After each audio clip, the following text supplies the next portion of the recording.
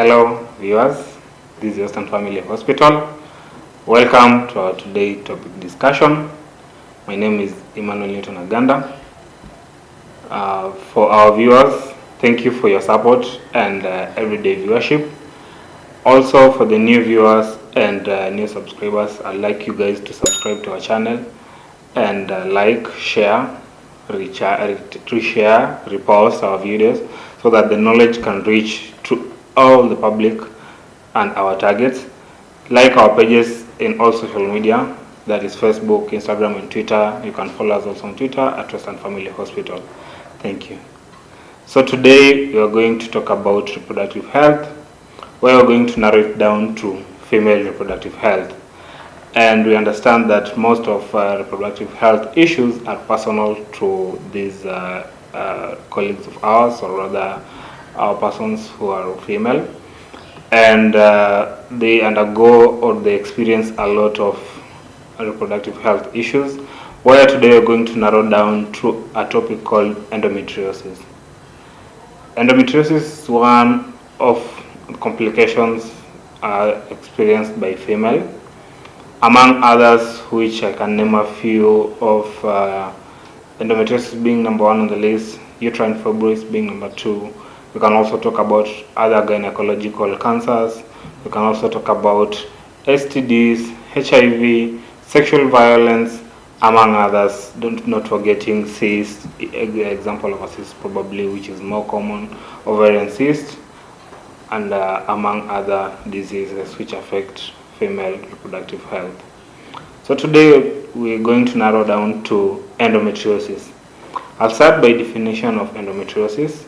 Endometriosis is the growth, or rather abnormal growth, of uterine walls, or let me call it endometriomas, outside the uterus. We understand uterus has a uterine lining which usually shed during menstruation.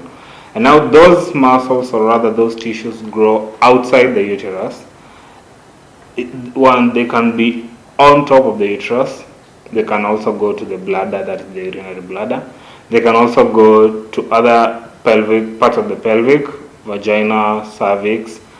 Can move to as far as the intestines, and on rare cases we'll find endometriomas at the brain and the lungs, which are rare cases. Its prevalence is about 50% of women. Most of these women who experience endometriosis don't even know that they have endometriosis, and we usually advise them, or rather advise women, that they should visit hospitals frequently for regular checkups so that we can rule out endometriosis, which is really a giant in our lives. Personally, I've experienced women who are having endometriosis, and I can really tell you it's a really personal topic and very touching. And women who are just experiencing endometriosis, I pray to God one day you guys will get help. One of the various symptoms that a lady with endometriosis will present with, most common, is infertility.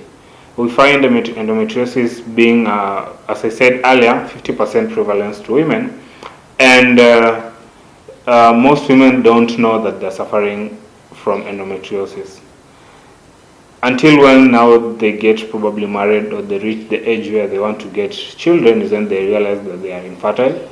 And when you go to visit your doctor about infertility, your doctor will have one high index of suspicion of endometriosis. Another thing is pain, especially in the pelvic region. Pain during menstruation, and also before menstruation, or even after menstruation. Patient experiences a lot of pain. We can also have hematochezia, which is actually blood in stool. Hematuria, blood in urine. Another presentation that most patients present with is dyspareunia, which is actually pain during sex.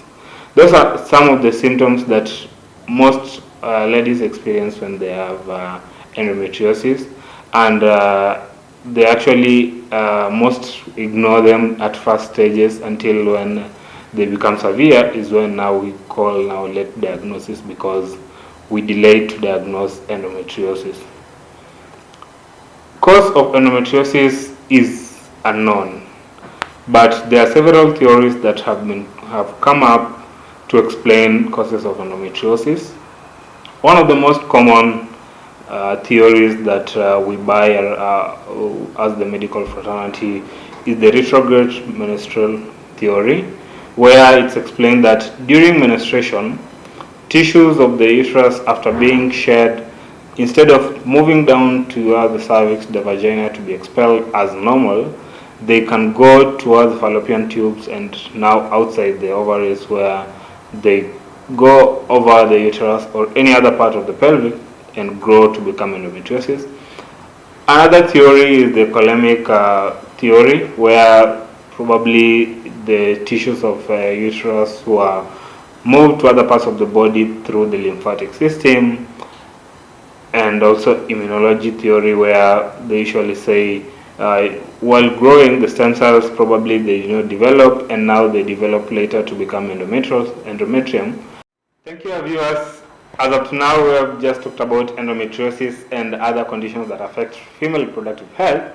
I want to close this episode today, and I want to tell you to like, share, and subscribe to our YouTube channel. Also, like our other pages, where we usually also share other informative videos about health. And in the next episode, I'm going to talk about diagnosis or other investigations, plus treatment and complications of endometriosis. Thank you.